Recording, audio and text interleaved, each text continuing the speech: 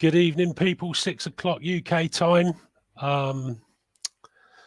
Well, RynoPower.com. For those of you who don't know who he is, Ryan Hughes does everything to the max. Unbelievable motivator, innovator, motocross racer. Yeah, he's a powerhouse when it comes to like fitness. Well, powerhouse when it comes to everything. So we just need some people to come in, because it takes a little while for Facebook to tell everybody that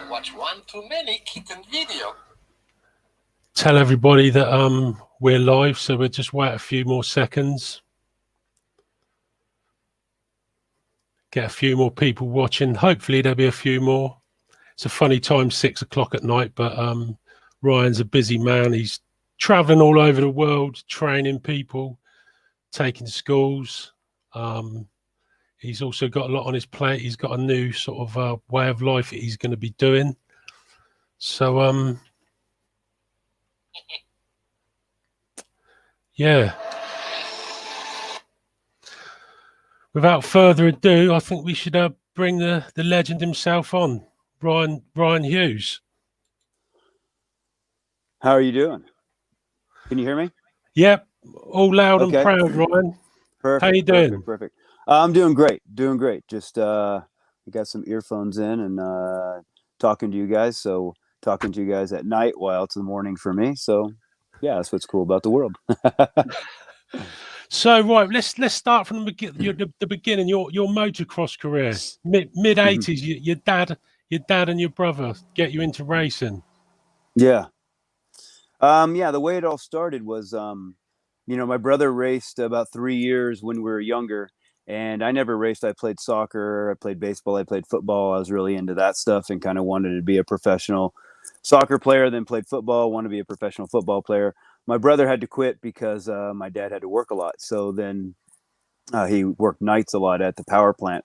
And so when he got a different time of working, my brother started racing again, and they always wanted me to come out and race, but I was like, nah, I don't want to race. I always rode around the house, and I was pretty good on whatever I rode, but I was just too scared or afraid or nervous or embarrassed, whatever it was. So they got me out there one Saturday before the race. They had practice, and man, I was crying. No, Dad, no, I don't want to go. I was scared. And finally, my dad convinced me to get out there. I rode and I fell down, and then some guy in a bigger bike stop picked me up and got me going again. And I don't know, that was just like, wow, oh, these guys are nice. And just that was a click. And then I won my first 6 races. And, I started in 1984, 9 to 11 beginner. 1988, I was 125, 250 pro. 1990, I finished 5th in my first national. So in 6 years, I started to then. So it was a fast career. Going fast on a motorcycle has always been easy for me. Not that the career's been easy, just to go fast has been easy. And so that's kind of how it all started. Was from there, my dad was around and my mechanic and my supporter and all that till 94 when he died.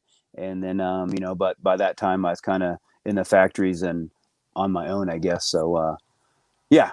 Just a long career. It's been 36 years of doing something that I've loved, doing something that has been an obsession, and I feel that's a blessing for someone to not have to search in life to find something they love, and not have to keep searching around to find new things that they love.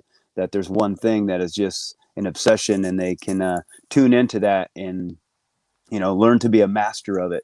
And for me, it's an awesome feeling to be able to become a master of it because of seeing it and doing it and experiencing it and coaching it from so many different sides, that now I can share it with so many people in this sport and try to help them get over these hurdles, these roadblocks, and also look at it in a different light, look at it in a different view, and grow the sport by being, safer, and also maybe more, just more passionate about it. Did it always come naturally to you? Because I'll tell you why, there's this picture I saw. I hope you don't mind me bringing it up, but from a young age, you look pretty stylish. Yeah.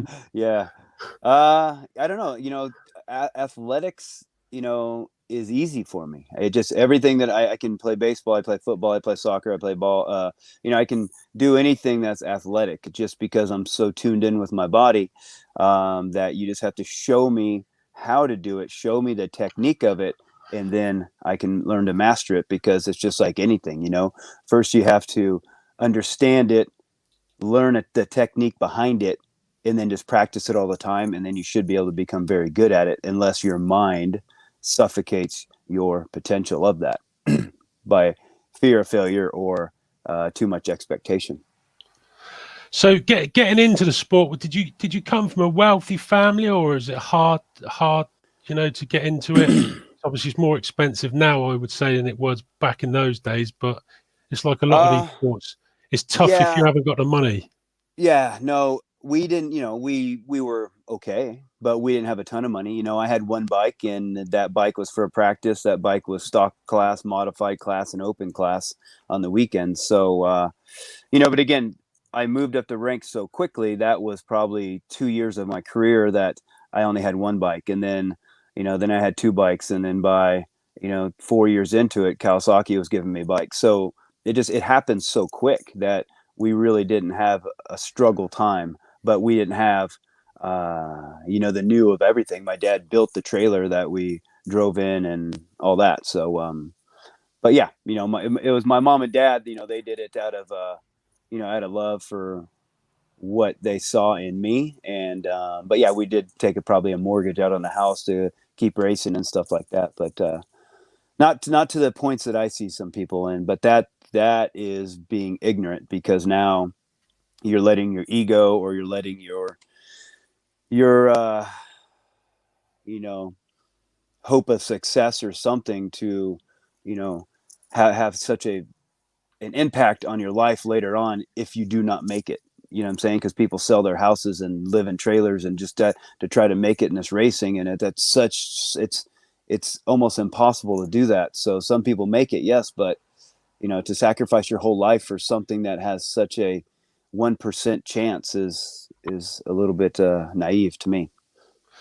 Were as a youngster, like you were sort of, going to become sort of on your way to becoming a works rider at the age of 16? We always have that tenacity to win and at all costs, and from a young age. um, Yeah, I don't, a lot of people say, hey, where does all, your motivation come, and from your discipline and stuff. And I don't know. It's just there. It's like this brewing fire in me that just, I can't wait to get up in the morning. I can't wait to kind of get going in the morning. I'm a very big morning guy.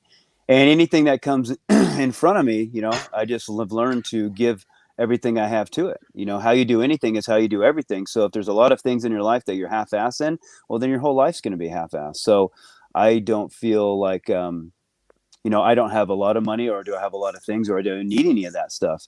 But the things I have a very comfortable life, because these things make me happy. You know what I mean? These things make, I chase these little things in life.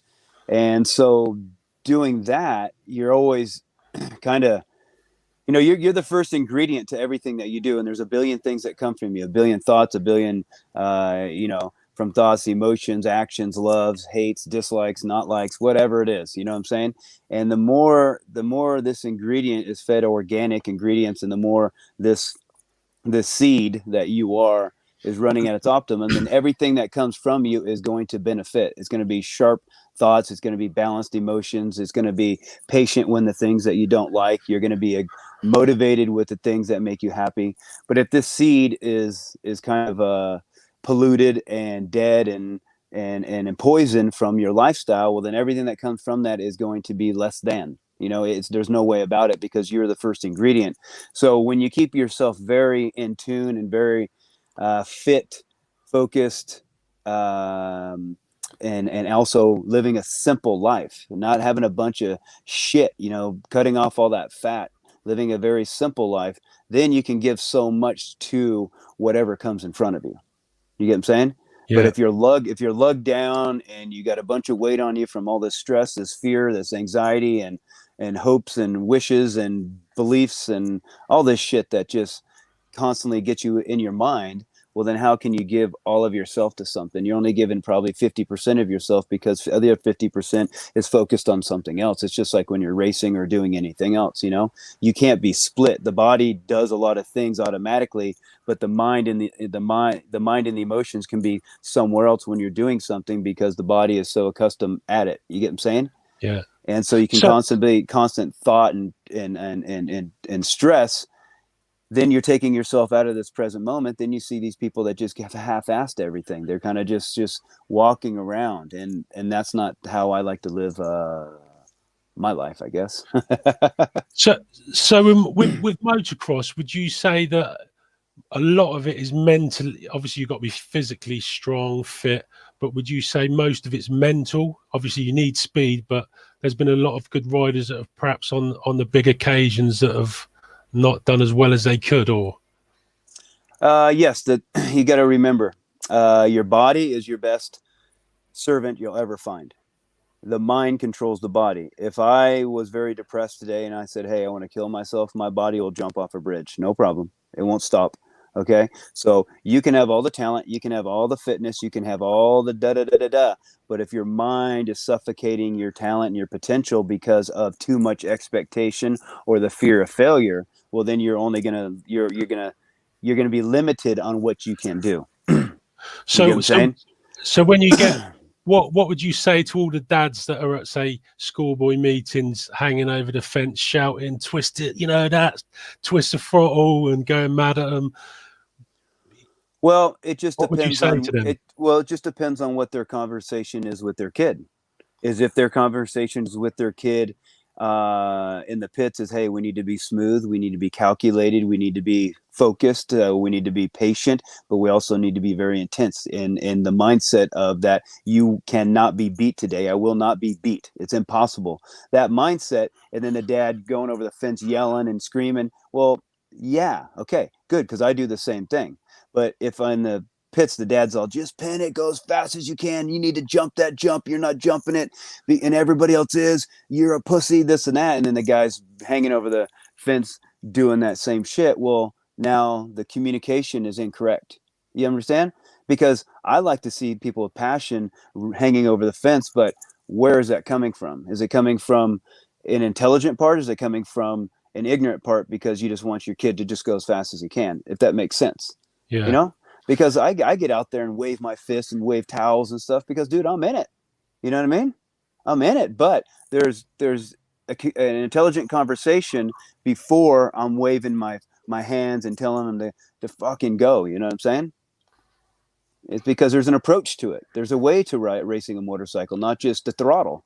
And that's where a lot of dads go wrong. Just think, if I twists the throttle more, he's going to go faster. Yeah, he'll go faster, but he'll crash harder because his technique, approach, and know-how can't keep up with the speed that he's trying to go. And that's the problem with motocross, and that's what the problem with these big bikes now is, that a lot of people's technique, a lot of people's approach can't keep up with how fast these bikes can go naturally. And I feel that these bikes are becoming so fast and so good, it's making the top of the sport very dangerous because they're just going too fast. And that super fast pace creates bad racing. Because I've talked to Eli and he's like, dude, sometimes you don't even think about racing. You're just thinking about holding on to this machine. yeah, You know what I yeah, mean? You're not thinking about passing anybody. You're thinking about just hanging onto this machine. And as you see, we've got some massive injuries this year, especially in the yeah. GPs. And it's like, hold on, guys. You know what I mean? Slow the freaking tracks down.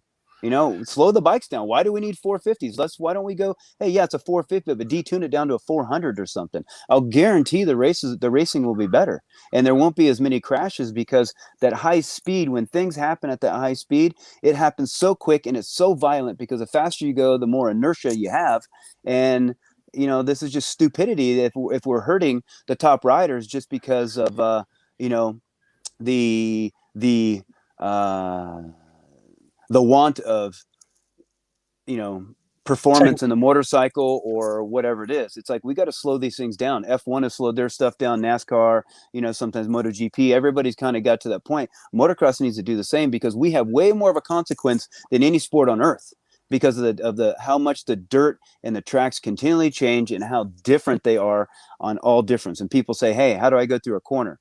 Okay, what corner are you talking about? A sand corner, a fast corner, a rut corner that has bumps in it? Is there hooks in it? Is it muddy in there? Is is it straight up and down? Is it an amateur line? Is it a pro line?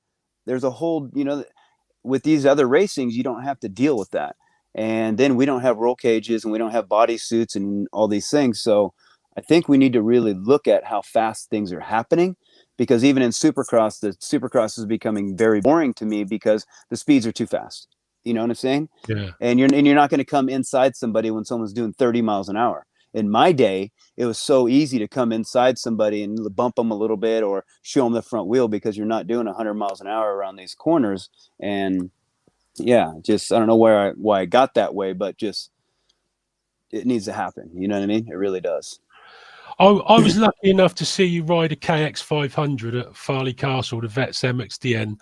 What is one of those bikes like today to say the modern 450? Yeah, that was definitely a wake up call, or kind of like a surprise, because when I did go over there, Pro Circuit and Kawasaki had all my settings from when I did the donations in '95. So they just set the whole bike up, suspension wise, engine wise, everything. So when I got over there, I got on it and sat on it. I'm like, dude, what in the world? Why is it? It's so springy and soft. I'm like, there's no way this is going to work.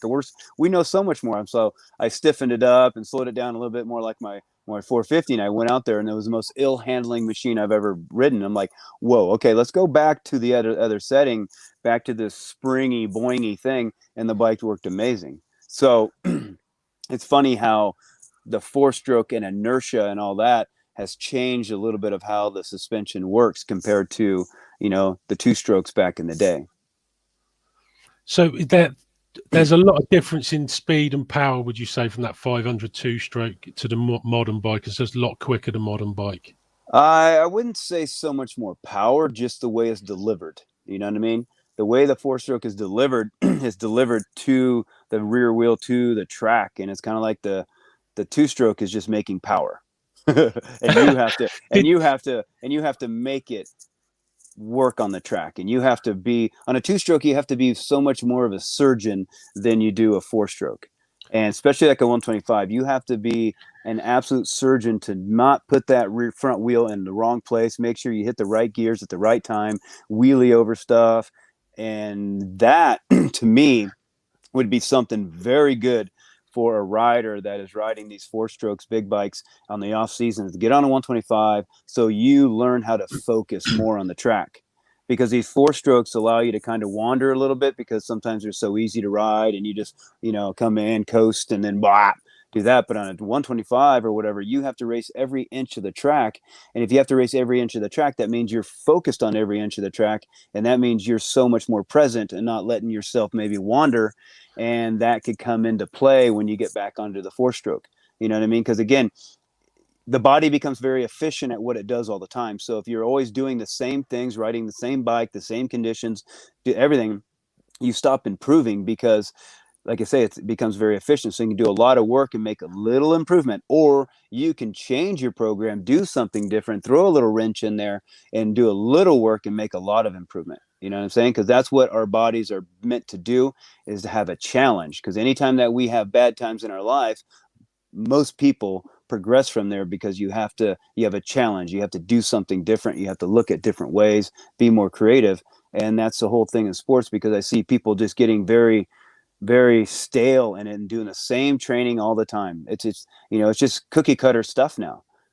Everybody's just following the same shit, and you don't have to create something new or pull something out your butt, or bring something from the stars. But look at how things are done. Look how the body works. Look how it improves and things that way, and then start making your program based on that. Obviously, so when you start use on the two strokes, then to the end of your career, it must have been you were on a four stroke. Did you prefer the four stroke or the two stroke? I like them both. I like them both. I like a 125. I like 250. I like 500. I like 250F. I like 450. You know what I mean?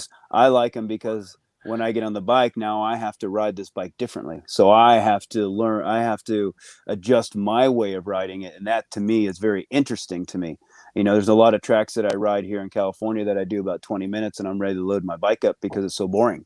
I like I like a challenge, not a dangerous challenge, but a technical challenge when I'm riding my motorcycle, because speed to me isn't really that exciting, Did, you know. did you No. like Farley Castle when you came over? What did you think of it when you came Yeah, over? Farley Castle was cool just because when we were riding these older bikes, the track wasn't so gnarly. It wasn't, so jumpy and things. And then, riding that old 74 bike, I think, The you had to Honda, ride it.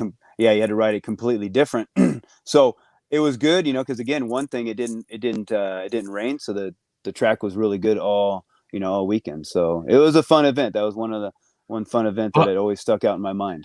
I've got to say, well, for me, I've been going every year, and it was for me that was most probably one of the best years.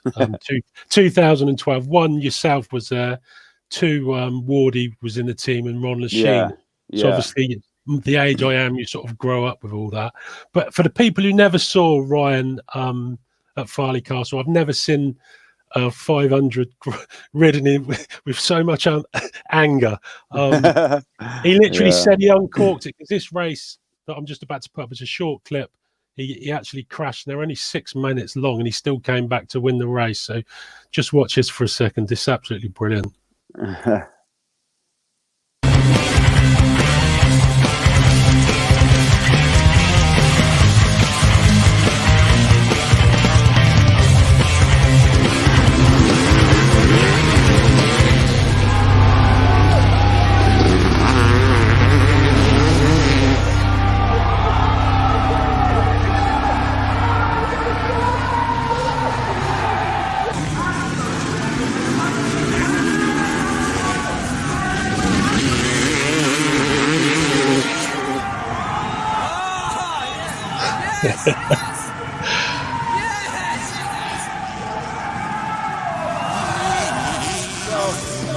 Hey, I won, so I'm happy.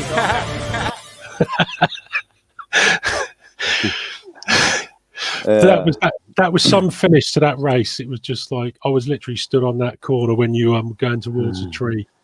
Yeah, no, it was, that was cool. It was fun to ride those bigger bikes and stuff. But the thing that I think set me apart from most people there is that the bikes were old, but my technique changed. You know what I mean? My technique got better. So when I rode those older bikes, I was able to go faster on them, because the old technique that we used riding those motorcycles were completely incorrect for how the body's been designed to work.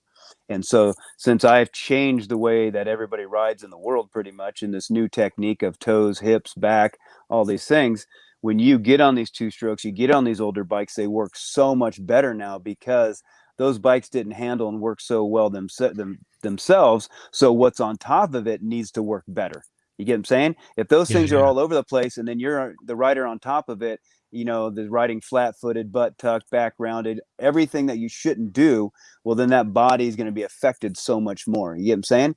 And so I can see the difference from when I go back and watch some of those races of the riders that I was riding against, and then my style against that, because and it's just the way what I'm doing in my life is that I'm analyzing technique and style so much that I can't help but change, where in their life maybe they're just loving riding a motorcycle. So it's just we're down different paths, and that's why I see that there was maybe a little bit of a difference of the way I rode it than compared to the other guys. Yeah, that particular meeting in that race, there was some good riders and no slouches, and you were 3 seconds a lap, 3 seconds a lap quicker in that race. I've got it up there. Like, there you go, Yeah.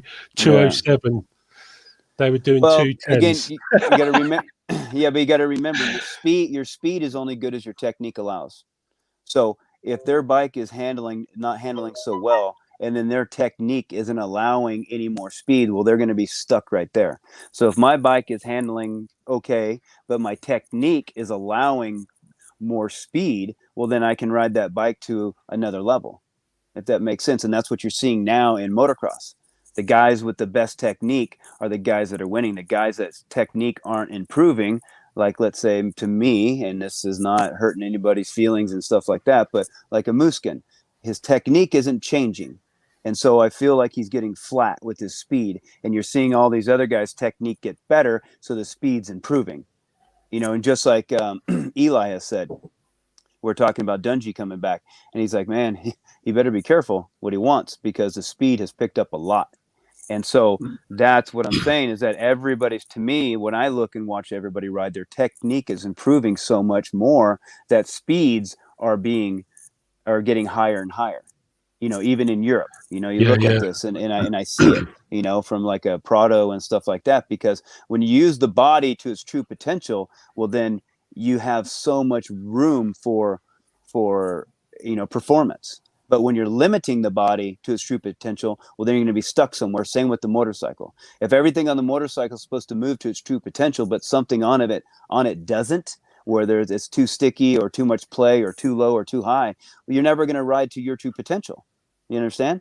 So this is what is so important in motocross, is making sure the body is at its best position more than, let's say, the motorcycle, because balance in the motorcycle is the most important thing to go fast, smooth, and have a flow. So the body needs to be working the same, I got to bring this question up because a friend of mine's watching from California, so I'm going to bring it up on the screen. Yeah, You should be able to ride it. Yeah, should be able.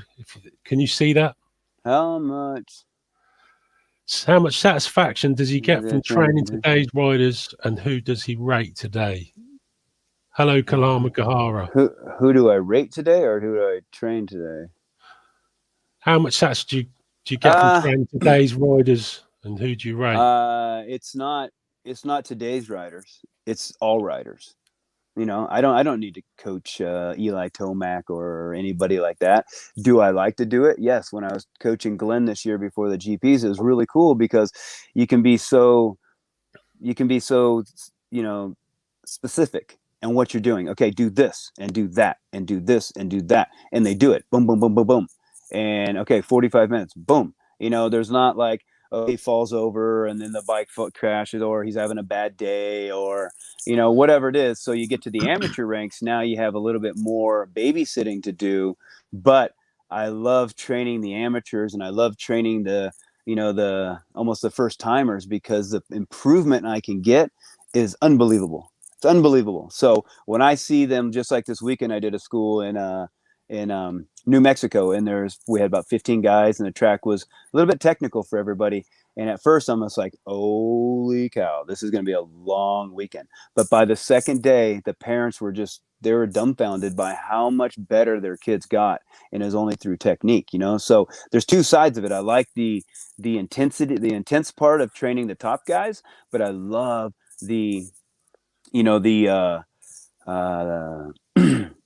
the improvement part, I guess, of the amateur guys. You understand? But in the middle of it, I'm coaching. That's it. Coaching. That's my medicine. That's my doctor. That's my medicine. That's my food. Is coaching. That what keeps me alive. If I didn't have coaching and that, I don't know if I'd really care to be so much here, because I've done everything anyway. So. So getting back to your career, like 1990, I think it was, you made your AMA debut, and you had a promising start, and then you broke your wrist, and then injuries in 92, 93. We'll go back to what I'm talking about right now. So my dad filmed every moto I ever raced until pretty much the day he died. And so I have hundreds of videos, and that's another reason why I progressed so fast. So parents, instead of just hanging over the fence yelling at your kid, how about sit behind the camera, put it on mute, and film your kid. So when you guys are done, you're yelling at your kid for what you thought he did wrong. Well, maybe you can look at the race and see there was something else. Or the kid not understanding why dad's yelling at him because he rode like shit, he can watch the race and go, oh, you're right. You get what I'm saying? And then they can start seeing what's right and what's wrong. Tracks they're going to again that they've raced before. This is huge. But the thing is, so I started watching these videos that I have and me racing back in 1990. And in 1990, dude, I kicked ass. I won every amateur national. I was battling with, I got fifth in my first national, in top 10. So anyways, I was on a fast trajectory to the top. The 91 was good, but then I broke my wrist in 91 and I was having problems. So then I watched a video of myself in 92. And here came this completely different style of hunching and rounding in my upper back because of lack of movement in my wrist and protection from the pain in it. And that got stuck in my style. And then that's when all the injuries started happening. And that's when my progression of kind of speed slowed down a little bit. And, I have the ability to go so fast. There's no speed that's too fast for me, but my technique couldn't handle it. You understand? And that's why I'm so adamant on teaching everybody this, because I saw it in myself from 1990 to 92. My technique changed because I was uh, trying to protect my wrist.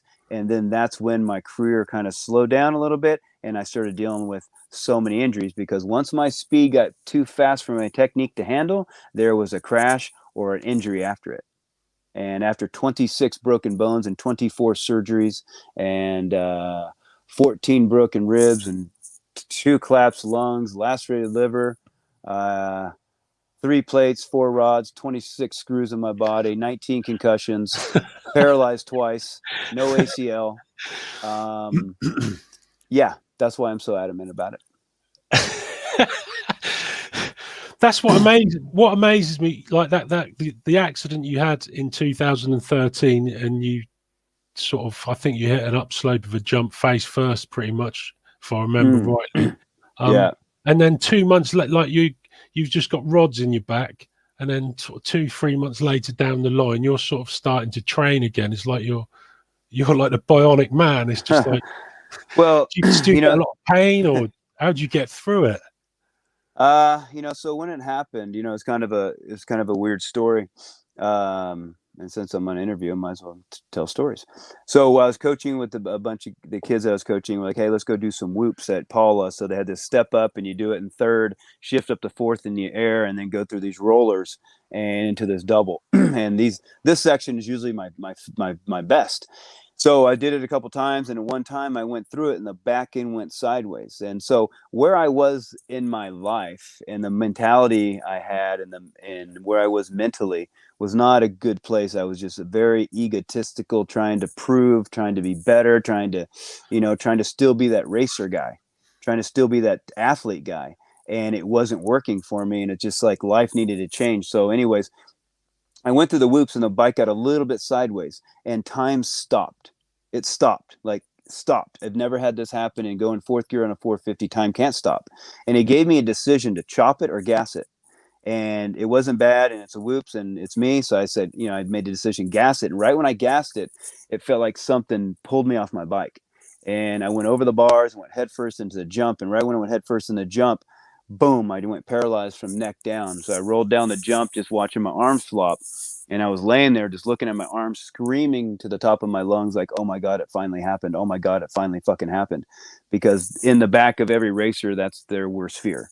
And so I laid there for a couple minutes like that. Then feelings started coming back. And okay, I got it. Okay. I just broke my back. Called my wife, called this, and then they put me in an ambulance. They put me in an ambulance and drove me to the hospital. And this dude thought he was freaking, Michael Schumacher. I had to hold on to the bed, or I was gonna fall off, dude. And I broke T2, 3, 4, 5, 6, 7. They got me to the hospital, did all this stuff, and they're like, we've never seen anything like this. We have no idea how you're walking or how you have feeling or anything. And it comes from, how strong and flexible you are. So later in the hospital, hematoma grew, and I went paralyzed from chest down for like 9 hours. And so they didn't know what was going on. So they get the emergency room ready, and they took me in there, and they found there was a hematoma. So right when they took the hematoma off, my feet started moving. And, so I laid in the hospital for 9 hours, not knowing what was going on. And so that came about. So fast forward about 3 years later, I was walking at Paula, and I saw Larry Brooks. Larry Brooks was my old team manager, Jeremy McGrath's team manager, and also a professional racer. And he's like, hey, man, we're talking. He's like, you know what, man? He goes, I've never really talked to you about this, but he goes, that day that you crashed, he goes, I was there. I'm like, really? And he goes, dude, that was the ugliest crash I've ever seen in my life. He goes, I was 100 feet away from the jump, and I felt the impact of the jump. And he goes, it was so ugly. He goes, I just walked away. He goes, I just walked away. I didn't even want to know what happened. And I'm like, wow. And he goes, well, yeah, we talked a little bit like how things are going. And he goes, but the funny thing is, he goes, it looked like something just pulled you off your bike. And that just stopped me in my tracks, because in my head, I've always felt this, but there's no way that to kind of say, hey, that's what happened.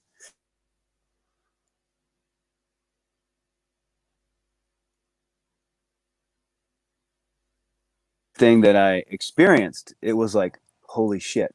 And that right there gave me 100% trust in just following what life puts in front of you, because that change in my life right there was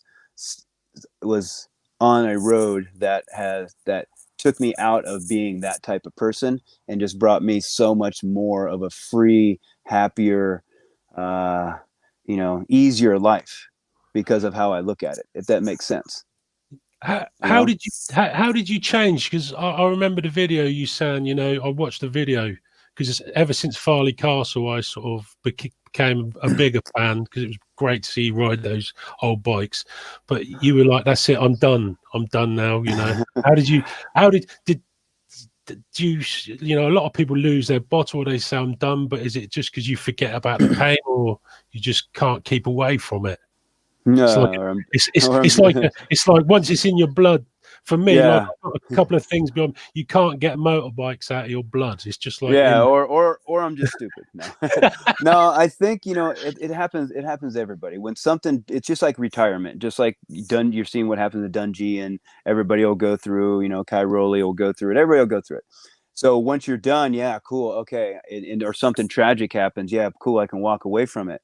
But once that memory starts to fade away, once that kind of normal life starts to come in, then it's like, well, riding a motorcycle is like medicine to people that have done it for so long. It's like a meditation, it's whatever it is. And again, it's in your blood. And for me, I'm around it so much. How can't I want to do it? And I teach it so much. How can't I do it? Because if I don't do it, then I can't better myself to be able to be a better teacher. So when those things happen, yeah, of course, I'm done. Screw this. I don't want to ever go through this again. But once that memory kind of fades away, you just got to come about it with a different mindset. And so when that happened, the change was, I can't be that person anymore. That persona that I was living up to, and that's all it is when with an athlete, is a persona that you live up to, of that energy that you created as being an athlete. I couldn't be Ryno anymore. I can't go race. I can't go to the track and be the fastest guy. I can't go show my ego and just go blow everybody away at the practice track, because I still could. So I had to find somebody else. It's like, that road was too much dust on it nowadays. I couldn't even see any farther. It was done. So I had to change lines to be able to find a better route, if that makes sense, a better line through this corner. And doing that, you start to look at life in a different way. You start to look at life with different eyes, and there's only one, there's no other way but to change. I didn't try to stay in the same place, the same person, the same thing. It was time to evolve, time to change, because something came to a stop. There's a fork in the road, and it's either stay the same, try to keep the same life because you think that it's comfortable, point fingers, or open the box and allow the explosion to happen, to find new direction, find more of yourself, because that's all life is, man. What do you think, you're going to take all this shit with you? I've never seen a hearse with luggage racks. Never. Never. This money, these things, this persona, this, oh, I'm a this and I'm a champion. No, you know what I mean? That was in the past. And so if you're still living life at 45, like if you're still looking at life at 45 like you did at 25, you missed the whole damn thing, right?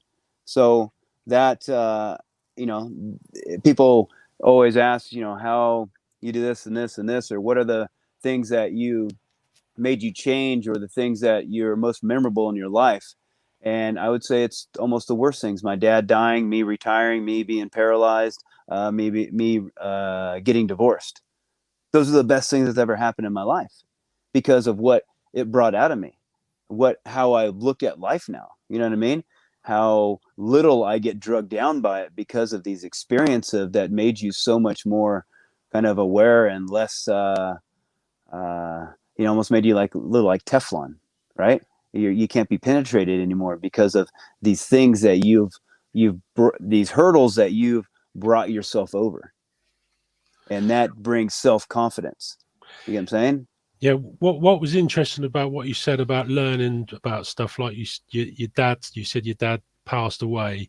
Um, you were, I think I've read somewhere you were on the way back from the opening round at Houston, and then the following week you were at the Jack Murphy Stadium in San Diego, and you won it. Was Yeah, my dad, this was a surprise because my mom and dad came to me and said that, hey, not that your dad's sick, your dad's dying. Or not that he's dying, he's going to die. There's no way around it. It's terminal. It's done. And so I found out that my dad was going to die. And so 3 months later, I think he was dead. And so it happened very quickly. And yeah, I was going to the first round in Houston. And while I was there, I think he died, but my friends and nobody wanted to tell me. So, I got done with the race and then I was flying back. And I think my best friend was like, hey, man, I got something to tell you. And I kind of knew maybe, but, he told me. And yeah. So, yeah, but what and then, what yeah. So then I came back, and then that whole week before my home race in San Diego was just a week of kind of riding by myself. It was raining all week, and nobody was riding the practice track at the Kawasaki track, so I just went there and rode it backwards the whole time. And I didn't know if I wanted to race anymore. I didn't know if I wanted to do it anymore. So, um, went to San Diego and didn't get the best start, but came in the first turn, and it's like the seas opened, and I squirted through, and I hole shotted, and it was a kind of a muddy track, so you had to be kind of on point, and I just led every lap, was perfect, and then won my first Supercross the week after my dad died. So yeah, pretty cool experience, pretty cool experience. That's that's what amazed me. To me, when you're, I always what I've learned from you is when it's almost like when you're down, well, not when you're down, but you always manage to turn a negative into a positive. You're not going to let somebody kick you down Well, or the thing kick you down. offensive thinking, offensive decisions, not defensive thinking, defensive decisions. And I just came across this quote that this guy Nick Hare, I don't know, he was on death row for 25 years and accused of something he didn't do, and just the story he had was just amazing. But his quote is, "I'm stronger than life, but kinder than love." And that stronger than life thing is like, yeah, you know what? What do you got? What do you got? You know, you took you've broken as many bones as I can. You've taken a lot of the money that I've made, house, divorce, family, all of these different things. But I'm still here, and I'm still going forward. So I just have the ability to, whenever something happens, yeah, I get kicked in the balls sometimes, but it's quick. The pain goes away, and then instantly I'm on, how do I make it better? How am I going to come out on top on this? You know what I'm saying? Why not? This is a world of the strong will survive. And that's what people are understanding with this whole disease. The strong will survive, people. I got a list on my arms of people that have died in my family, but hey, they weren't strong enough to be here anymore. That's plain and simple. It's black and white. You know what I mean? So again, you can either let life kick you down, take advantage of you, and you become weaker in it, or you have the decision, because everybody goes through shit and everybody's going through shit. So don't be the poor me stuff and point fingers, because every time you point a finger, there's one pointing this way, but there's three pointing back. So you have the ability to come out of that situation, or make a better decision, or face up to what's happening, because this is life, and this is life is struggle.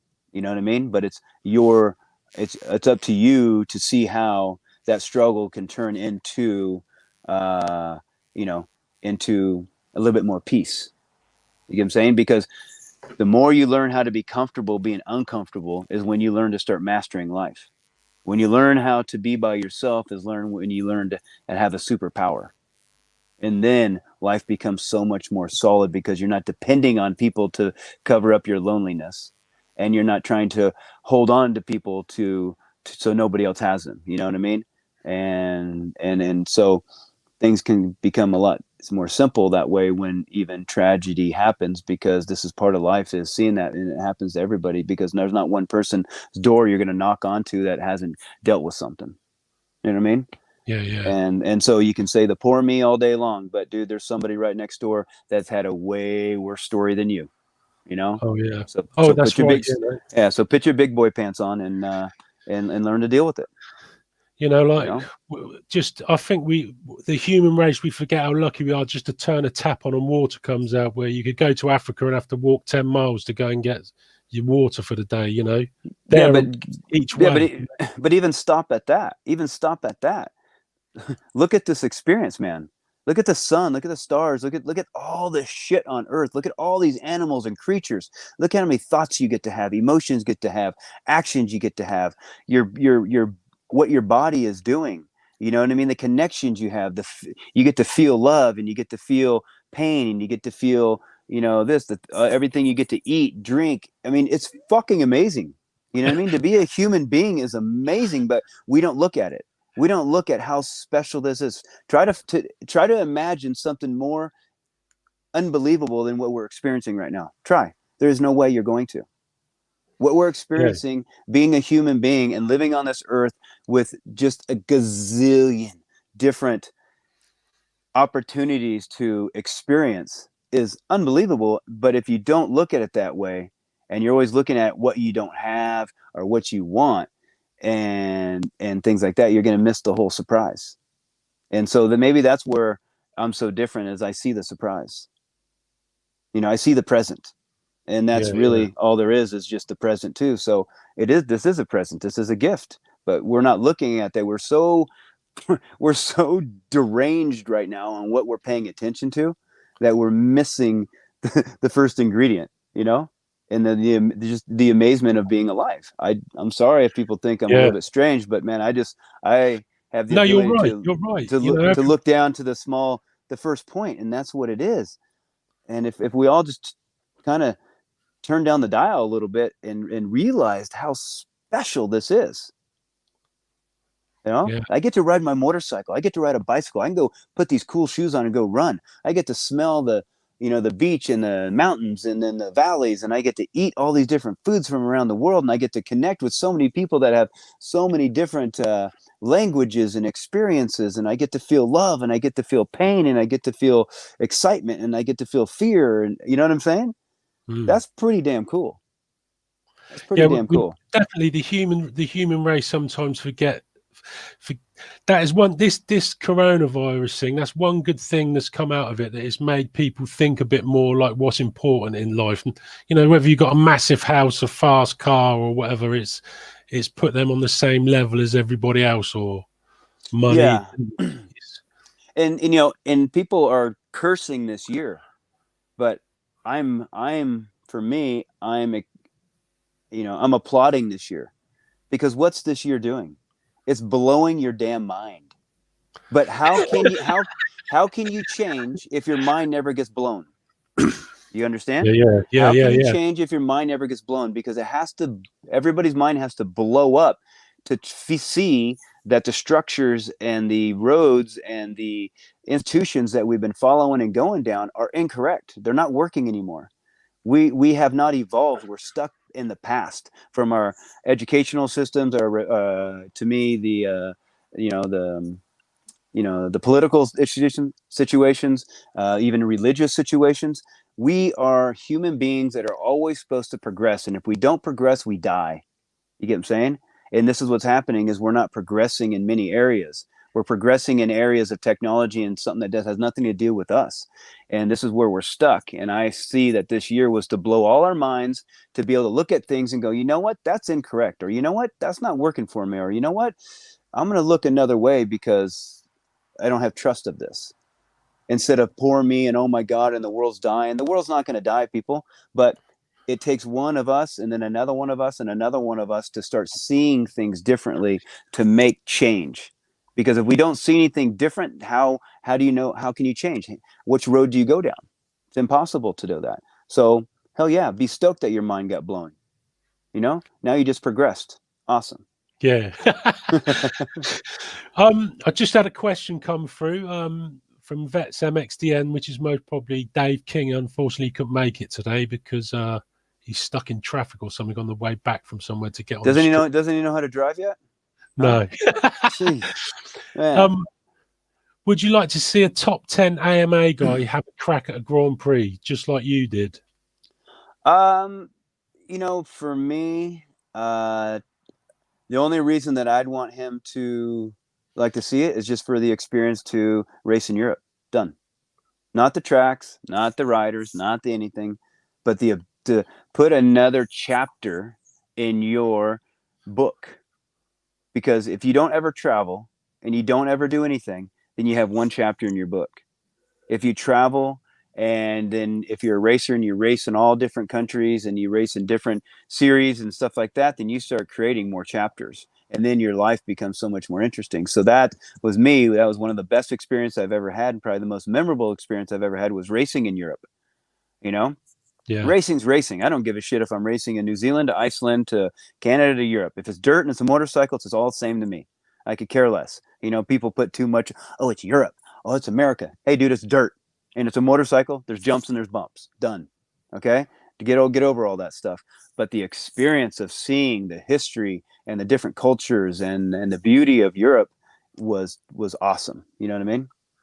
When Ryan Villopoto came to do the Grand Prix, you I don't know whether everybody else said anything, but you were just like, no, he's not going to have his own way when he goes to go into the Grand Prix, and you were right. Yeah, I was correct because I have the experience, and I never say anything that I don't have the experience for. So I know how different it is. I know the challenge of the life of living there, and then being away from the United States. In the time of his life too, where he just won 4 Supercross championships. Where's the motivation at, man? You have motivation to dig even deeper, to go challenge something even more. I don't think so. So that's kind of what I saw. It's just a wrong time for him, and then also you can't just go there 1 year and think that you're just going to dominate. You know what I mean? The second year, if he was there and maybe a couple years earlier, then yeah, you'd have probably saw Villopoto do the same thing as he did here. Okay, but it takes time. Everything takes time. You know what I mean? Nothing happens overnight, and if it does, it's usually quick. It would be interesting, say, Caroli or guys that came over to America to do the old Supercross out there. How do you think they would do? Well, if they came to Supercross, any European coming to Supercross is going to get their ass just handed to them. There's no way around it. No possible way around it. But see, this is what's happening is that if the Europeans, again, everybody has this argument, who's better, America or Europe? Europe or America? It's like, dude, all these guys kick ass, and all these guys could beat every single one of each other on any given day. So stop the argument of who's faster and who not. Where is the emphasis of the racing? Okay, the emphasis of the racing in GPs are in outdoor racing. So they ride much more harder conditions, shittier conditions, this and that, because they're doing it all year. In America, it's Supercross. Okay, so now if you take the American riders to GPs, they're going to be a little bit off right now because of their lack of a full year of riding nationals. And then usually when they get to the GPs, they've taken a month, to the nations, they've taken a month off. You got to look at this too. They've taken a month off from the nationals. Oh, I'm done. I just did 28 races. I'm done. But I got to stay still fit, and I got to still need to maybe test a little Supercross, but my mind's in Supercross because that's where everybody's going. But I still got to be fit for GPs, where the GP guys are coming right after the last GP, where they're fresh, fit, and ready. Take a racehorse, put them in the stable for a month, and see what happens. They're going to be a tick off. So that's where I feel that we get hurt a little bit. But now, if you take the GP guys, come over here and go, hey, let's race Supercross. There's no way, because these guys are so far advanced because of how much time they put into it. That's it. Not saying any side's better or not. You know what I mean? Because we've had America champions over there and we've had European champions over here in Supercross. It's just how many years did they take, or what was their road to get there. Like the French, they have so much more potential because they have a Supercross championship and they're going from there. But Italy, Belgium, Netherlands, no, not happening. You know? Did you have any riders you looked up to, Ryan? You know, like when you were growing up or in your teens, did you say look up to or obsess over? Yeah, both. You know, both. Dude, I had my first you have hero. an idol, you know? Yeah, my first hero was Brock Glover. So I had Brock Glover pictures everywhere around there. So Brock Glover, I was number 4. We're JT. You know, Rick Johnson was another big one. And then later on, I started really liking Lachine. You know what I mean? Then I started becoming friends with them. Then I started racing with them, and then I started being team with them. And it was just like, I mean, it happened. You know, like say so quick. Within 5 years, I was already racing with them and doing these things. So it was kind of, you know, a different thing. I remember getting a jersey from Rick Johnson. Yeah, Rick Johnson, I got his number 1. And man, when I got home, I put that thing on, put my helmet on, put my gear on, went riding, and I came back and I'm like, man, I am so much faster. I am so much faster now since I have this jersey on, you know?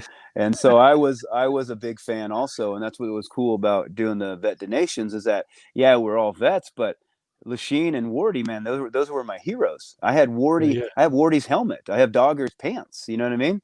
So it's kind of cool to, you know, to be able to race on the same team as your heroes, you know, back in the day. And so it was cool.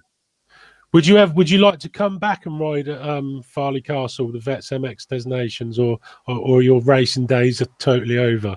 Because there's been a few people, because Mike Brown's been the last few years and just walks away with it all the time.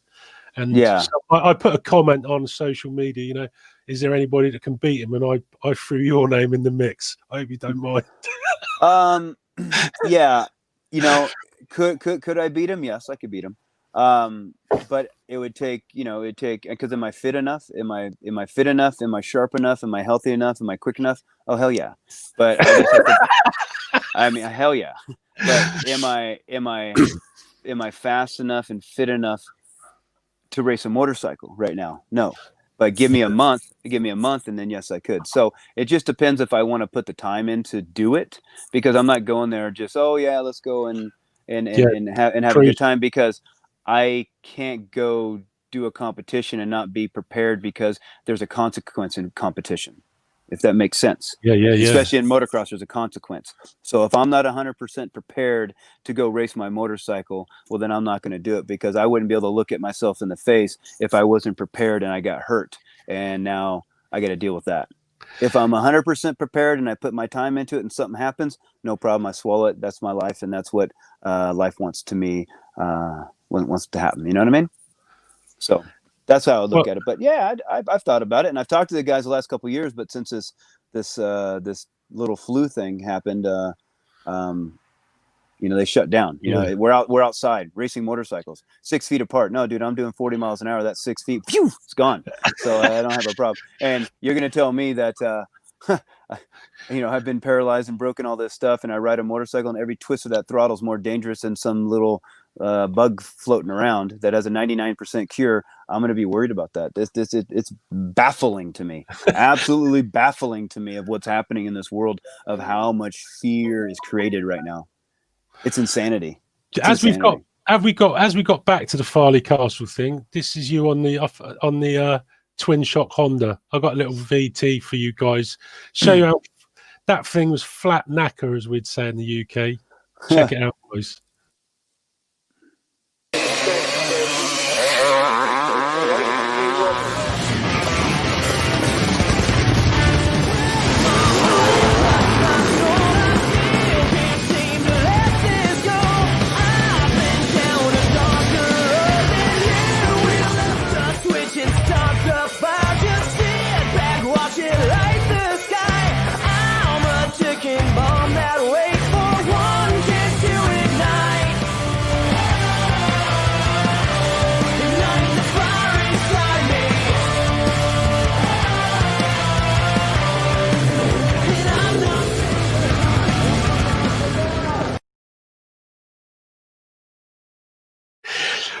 What I Yeah, love, that was a strange thing because I wasn't planning on racing anything except the 500. So I got there and they're like, "Hey, do you want to race the Eve or whatever the class was?" And it's a twin 70. shot. Yeah, was it a 70? What was it? A I 74, reckon it's about 84? 70, 79, I reckon that Yeah, was. so it's a 79 250, two stroke. Yeah. And so I've never ridden anything older than 1984, really, So I got on that, and the first lap I went into the first corner I went into, and I just fucking poof right through the banners. I'm like, what in the world? There was no brakes on this thing. So then I turn and I'm all, yeah, yeah, yeah, yeah, yeah, yeah, yeah, yeah, yeah, yeah, yeah, yeah, yeah. And I'm like, what is this thing? So then my mind clicked to what I've heard some other riders tell me that have got coached by Donnie Hansen.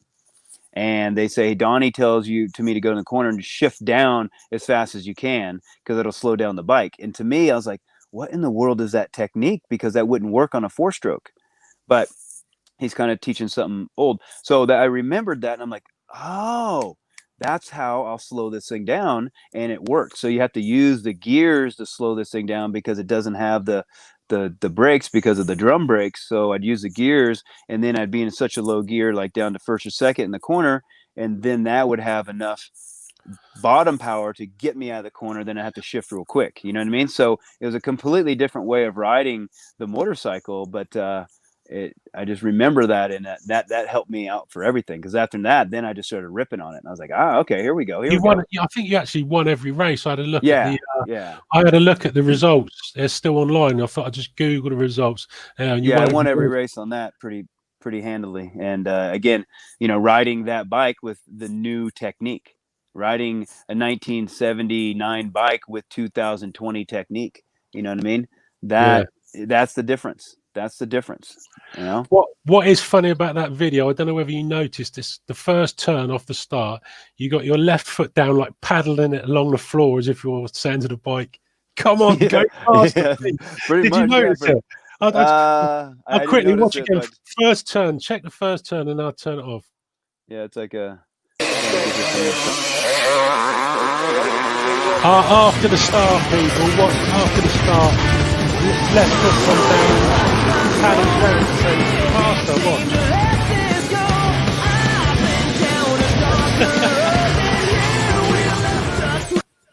That was laziness on my side of not bringing it up quick enough, or the back end came around, or yes, hey, come on, baby, let's go. Yeah. we got a race to win. Let's do this. Yeah.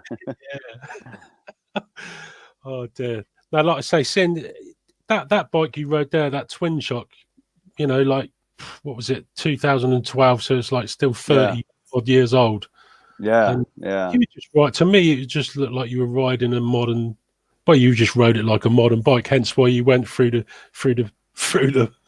tapes. Yeah. Well, but the thing is that again, it's like I'm riding a modern bike, but this is what I come across when I coach all the time is that I just go to people when I coach, and a lot of times I don't bring my bike, and I just jump on their bike. So people's bikes are, whoa, they got some crazy ideas on how to set them up. So I have to adapt to things so quick. If it's Yamaha, Kawasaki, Honda, Suzuki, KTM, whatever it is, 125, 250, 450, and handlebars here, suspension like this, and you have to learn to adapt to what you're riding so quickly, and you can do that with the style that I teach because the body is in a position to adapt to different movements and things that you're not ready for because it's in the strongest, most stable, most coordinated, most efficient position. And I know I always go back to this, but I don't want people to say, oh, it's me. No, it's the way I did it was why you see these things. You get what I'm saying? And so you can do it too. So it's not just me. I have 10 fingers, 10 toes, 2 arms, 2 legs, 2 eyeballs, and half a brain. And so do you.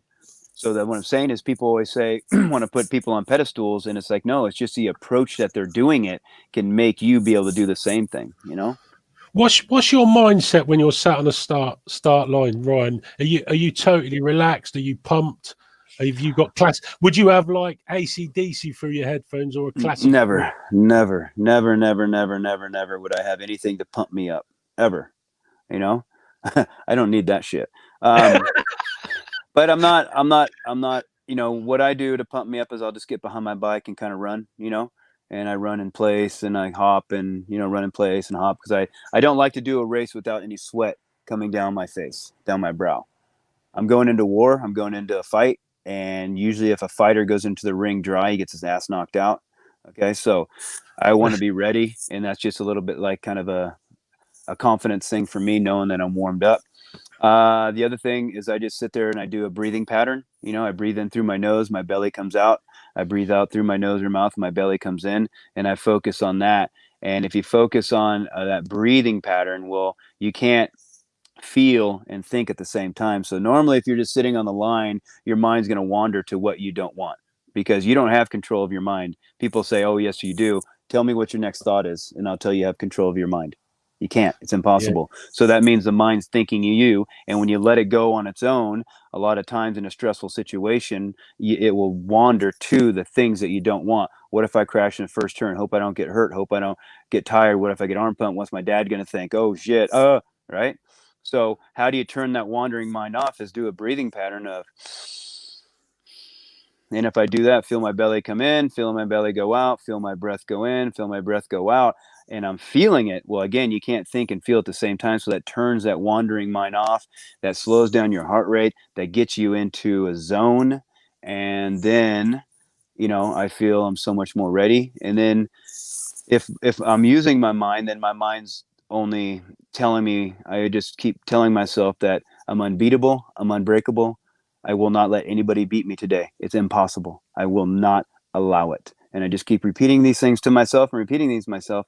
And if I get beat, all right, I just press play again the next race. If I get beat again, I press play again the next race. But every race I go into, I'm making sure at least I'm going into it with 100% focus and confidence. So then I come back from the race and I'm not kicking myself in the ass, wondering why I was, rode like a puss. You get what I mean? Yeah, And yeah, so this is the way I like to get myself into what we're doing, because again, your mom and dad or you are spending a shitload of money, or you have a lot of sponsors that are putting a bunch of hope on you, and or the consequence is so massive. So why would you go about it any other way except with that mindset? You have to be a warrior. And these top guys are warriors. You see what they go through. You see thick and thin. And when you start working with amateurs, you see how much of the warrior the top guy is, because if it's raining, he's still fast. Sandy, still fast. Dusty, still fast. Hot, still fast. You know what I mean? A lot of whatever the conditions are, still fast. If he's got the stomach ache, the flu, or woke up in with the birds, he's still fast.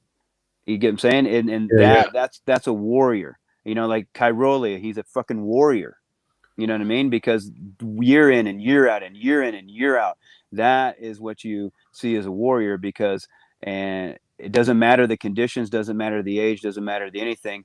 And you see, the consistency of him. What about Stefan Everts? What did you like his style of riding? Stefan was probably one of my favorite riders to watch. I loved, I was a huge fan of Stefan. Huge fan of Stefan, of the way he rode. Did I want to beat him? Oh yeah, I want to beat him bad, because he was supposed to be the best. So I wanted to beat him bad. And I beat him a couple times that I raced against him, but he was a step ahead of everybody on his approach. He was a step ahead of everybody on his technique and his way of riding. At that time, that way of riding is really good, but that way of riding wouldn't work so good now. You need a little of Stefan and you need a little of Hurlings right now, and you need to match those together. With intensity, but patient and a lot of constant momentum. Right? That's what is winning right now to me when I watch these races. What you said about the Americans, you say are more aggressive than the Europeans. They're a bit more flowing, and and that just comes from what you do all the time. And Supercross is 6 months, 7 months of our racing. So you can't help but be aggressive. You can't help but be trigger happy. You can't help but be clutch happy when you're racing that style of racing. The European guys, they're only riding that style, which is just flowy, muddy, and long, rough stuff. So you're not going to create a different style. What was interesting to me was at 2006, Motocross Des Nations, James Stewart and Stefan Everts. Watching James Stewart, he he looked amazing. He looked fast, you know, really letting it hang out. And Stefan was just on the pegs round the bends, you know, no feet down. And he looked so, he didn't look slow, but in comparison, but it's like you say, when you're Well, smooth, you got to look at the analogy. You look fast, so what are you doing? You're gassing it hard and you're braking it hard. So what are you doing? You're coming to a lot of stops and goes. You know, you're making yeah, subtle little things, and any top guy knows uh, to try to bring your lap time down when you're already at your limit is almost impossible. I've hung on by my last pinky trying to get a couple hundies, and I couldn't. But one little mistake, and I lost a second. You get what I'm saying? So it's so hard to yeah, make up time, but it's so easy to lose time. So all those little stop and goes that maybe Bubba was doing because he was trying to ride too hard was where Stefan didn't have to ride as hard because his coasting, his constant momentum overcame those stop and goes of Bubba. But now put Bubba on a 450. That was a 252 stroke. And I think it may have been a little bit different because, as you guys know, those 450s have a massive advantage in stuff. I just watched Zolder, Donations, and Bubba and Stefan and Ricky were battling. And Stefan could just anytime he wanted, kind of just use that grunt of that four-stroke, and Ricky's on the outside just pinning it. You know what I mean? So there's a disadvantage, but the styles and I use that analogy a lot, that race. But again, now I think those styles are mixed together. A little of that wild Bubba and that super smooth Stefan is come together now. And you have these aggressive, keeping momentum, not so much clutch, high gear, but, riders now, it looks like to me. I You better know? bring this other question up from Vets MXTN, otherwise I get into trouble, as is his page, as is Dave's page. What current AMA rider do you think would like the GP experience?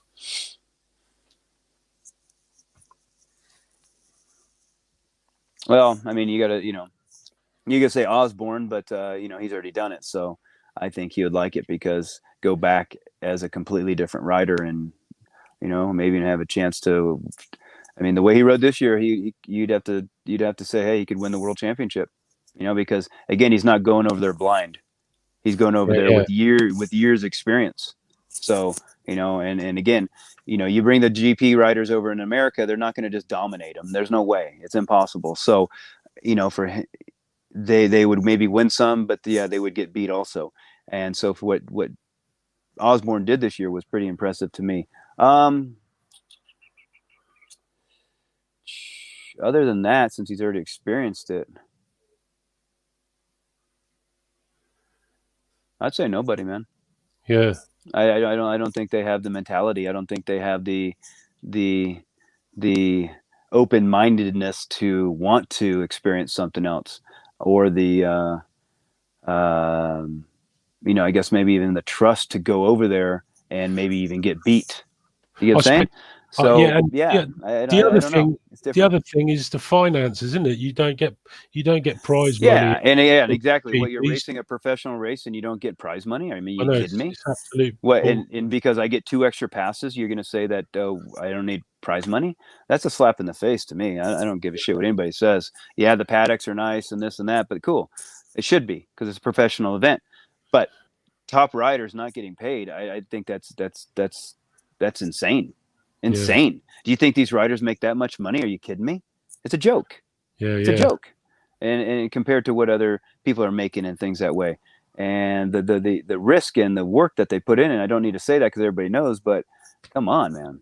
You know, yeah. I'm, get, I'm I getting some. don't believe in it. I'm getting some nice comments. Daryl Strutt said you need to release a book, which Well, I think would be a really yeah, interesting read. yeah. A lot of people have asked me, and I do plan on it. I have a way now of what I can do.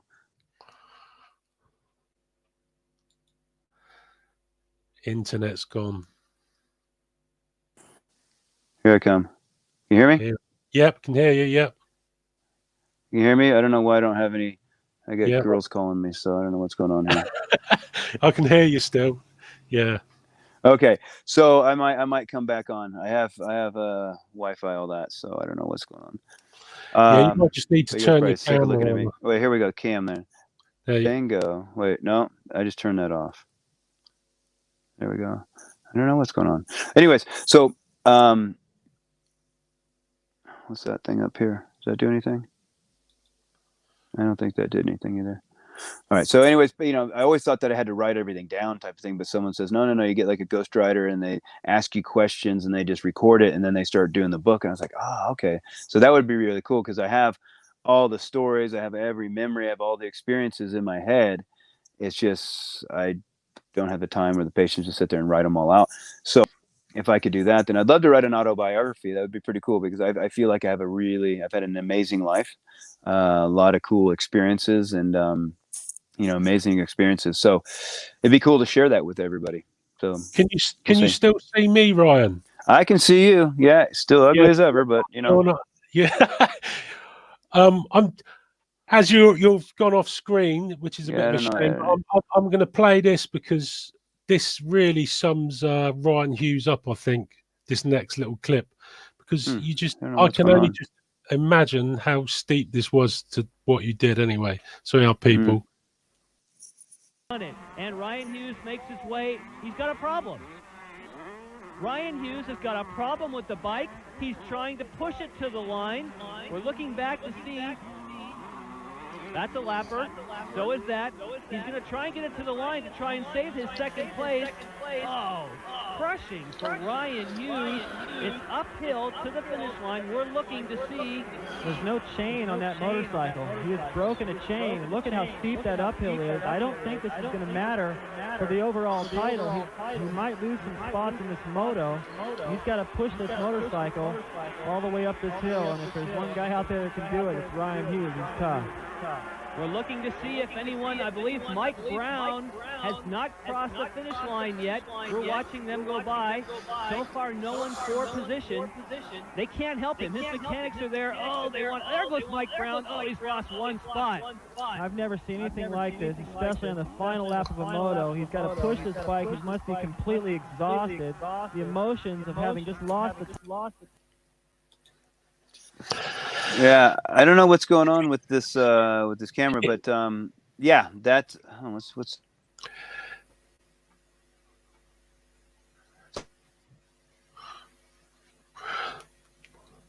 Yeah, we can't see you still.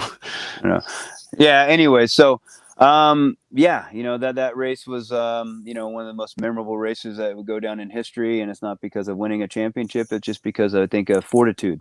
It's fortitude of I didn't see a checkered flag, and that's kind of the same thing in life. Hey, everybody, why are you getting so lazy? Why are you getting so out of shape? Why are you getting so fat? Why are you getting this? I didn't see a checkered flag yet. Where's your checkered flag?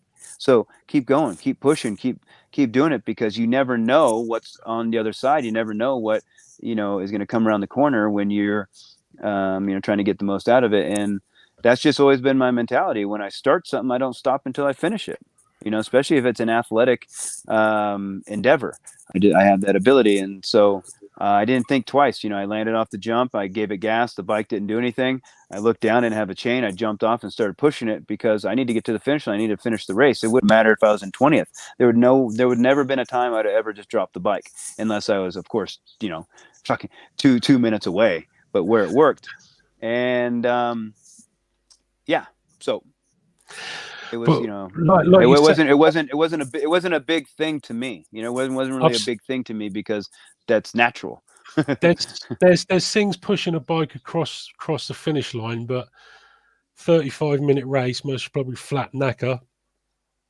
And it was a long way, and it wasn't only a long way. That hill looked like a pretty steep hill to push it up. So it was just like, yeah. Well, I guess it was after an hour and 10 minutes of racing because of the second moto. Yeah, exactly. And it was the last race of the season. And the championship was already decided. So yeah, I could have just dropped my bike and said done. But that's not. Again, I didn't have to question. I didn't have to say should I. It was instinctual. You know what I mean? It was instinctual, and so when it's instinctual, then. There I am. Oh, you're back. Bam. Hey. Yeah. So when it's instinctual, then I don't know, just what it is. I guess I don't know. Well, we've Yeah. got an hour and 20 minutes. I'd just like Yeah. to, you're a busy guy. I suppose before we go, what's the latest on Rhino Power and stuff? Can you get it in the UK? And is there a distributor where people can buy it? Yes, there's definitely distributors everywhere: UK, Italy, France, Netherlands, Belgium, Australia, New Zealand, Canada, Iceland, Dubai. I mean, we're around the world. So you just got to go to rhinopower.com, find your local distributor or dealer, and then you can find that. That's one thing with Rhino Power, and that's our supplements are non-GMO or organic, and that's why we have Geyser, we have Prado, we have Romaine, we have so many riders in the GPs that are just winning every single weekend with our supplements, and also the mountain bikers and stuff. And then I just come out with a new product that this will change your life. It'll change your life for your health. It'll change your life for your performance, and it'll change your life with even mental clarity. Is this Ryno saunas? So if you go to rhinosaunas.com, these saunas that I'm using and distributing, they're unbelievable. Eli Tomac bought 2 of them. Roxanne's about to buy 1 and stuff like that. But what it does for the detox, for the recovery, and also for your performance is no other. And then it also gets those heavy metals out of the brain and out of the body that all of us have because we've been around motorcycles so much, all that leads and stuff like that, and it makes you very foggy, very the depression, all these things. So that, and then also my Ryno equipment with these foot pegs and the handlebars that I have, they're amazing. There's the only device in pretty much the world asking you to balance on the balls of your feet. And how are you supposed to do any sport on earth, and especially motocross or mountain biking, is on the balls of your feet. So if you're practicing and you're training flat-footed, full-footed, well, what happens when you only have 2.5 inches of a foot peg? So you got to learn to do this. So go to rhinoequipment.com. All this stuff, the sauna, you can travel with it. The foot pegs, handlebars, you can travel with it, and of course the supplements, you can travel with it too. Then also look at Ryno Power Gym.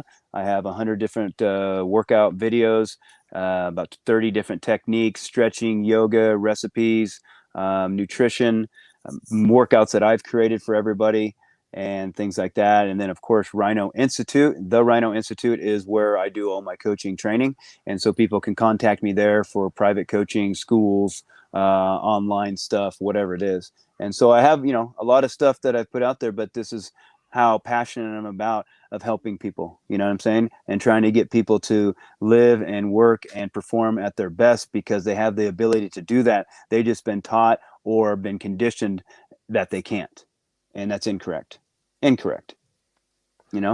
So Yeah. And then you can follow me on Instagram at rhinoglobal.com. Oh no, shit, just Ryno Global. Ryno Global. And then just see what I'm about and where I'm going. I always put different videos up and different tips, and then my crazy self, and also with the new journey I'm about to have. So it's cool. Yeah. So on behalf of Vets MXDN, thank you so much, Ryan, for giving us your time on a Wednesday morning in California.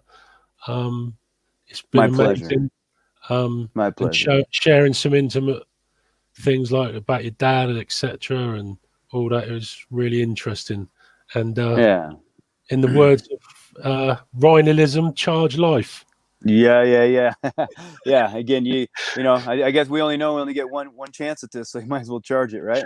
I was one of my questions. Where did Ryno come from? The name Ryno. It came from Jim Castillo. So Jim Castillo owned CTI Brace, owns Asterix. So I was friends with him, and when I raced when I was 125 novice, intermediate, right in there, I'd always get bad starts, but I would just come through.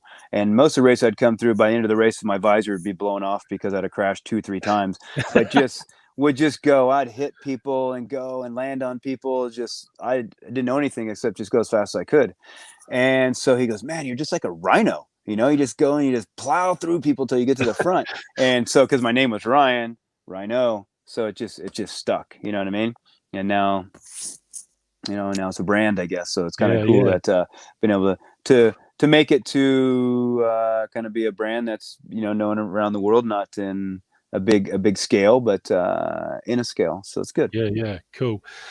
Yeah, no, brilliant, Ryan. It's been an honour to, like I say, it's been great talking to you, and thank you for giving me the time. And you know, on such short notice, we had a conversation about. Well, it's 12 o'clock UK time last. Yeah. You said I can do it tomorrow morning. So thank you so much. I wish you all the best in everything you do, and no doubt you will do it like very well. Just Yeah. Well, no, I want to, you know, again, I want to thank you guys, because again, it's not just me. If I didn't have the people interested in interviewing me, then I wouldn't be able to get more exposure or be able to contact with more people with being able to help them. You know what I mean? So again, thank you for bringing me on the show. Thank you for all the listeners that have listened, or the one listener. No. Ryan Hughes. Oh shit, we don't want to listen in.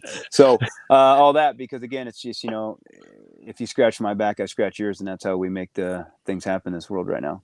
well, I'm sure if you're ever passing through the UK, there'd be plenty of people wanting a training session, a group training session. Yeah, no, it'd be cool. I would definitely do that. So we'll see what these fools do in the next couple months, and then hopefully we get this world to open back up to what it's supposed to be. Yeah. Well, ladies and gentlemen, Ryan Hughes. Thanks, guys. Cheers, Ryan. You guys sleep well. And yourself. It's morning, sorry. No, no. I'm gonna have a good day. Yeah, you have a good day. It's 7:30 UK time. Yeah. Yeah. Cheers, right. Ryan. Cheers. Bye-bye.